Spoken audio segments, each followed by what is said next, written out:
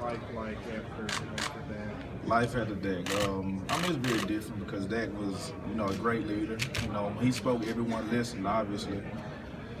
And he's done a lot for the university. He's done a lot for the team, broke a lot of records and stuff like that. But I feel like there are 4 young, hungry quarterbacks who are ready to take over now.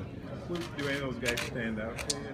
I had to say all 4 of them because all of them does something special that the other one doesn't. 'Cause, you have one that might have a stronger arm, one might read coverages better, one might be more athletic. But it's just whoever starts this year, they deserve it because it's going to be a tough battle out of those 4. You think whoever it is would be a pretty good one for you? I think so. I think that'd be a great one.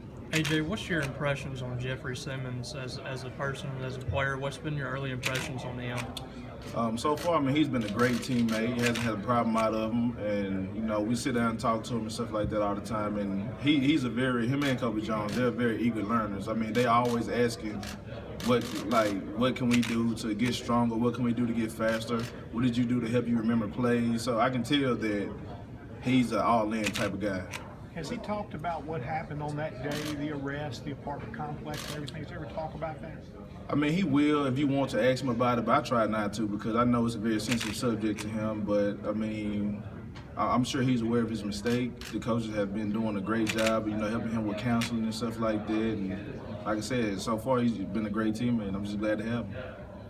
AJ, what's your impressions on Brian Baker and how much different is he from Coach Turner, and maybe how much is he similar to him? Both of them are great coaches, and I think Coach Baker's a good coach because what makes him different than Coach Turner is Coach Baker just came from the league. He's coached in the NFL a long time, so not only does he know what it takes to get there, he knows what defensive line coaches want in their defensive linemen. So that's the thing he can help me and the rest of the seniors with this year.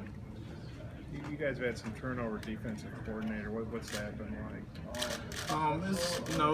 It's been different, but at the same time, I've learned a great deal from all of them, from Coach Collins, from Coach Diaz, and looking forward to learning a lot more from Coach Sermon. So it's just like Chris Jones having to transition from college to the NFL. He's going to have to go to a different D-line coach in Kansas City and learn how their coach wants him to do stuff. So I feel like that's what's happening right now. We're learning how different coaches want us to do different things. How do you think a guy from Southern Cal is adjusting to being in Starkville? A little different from LA to Starkville. It is funny because you can tell he's been in California for a little while. So I think he's just pretty good. I'm pretty sure he likes it because everybody's friendly. What do you like about him as a coordinator? What's he bringing to the table?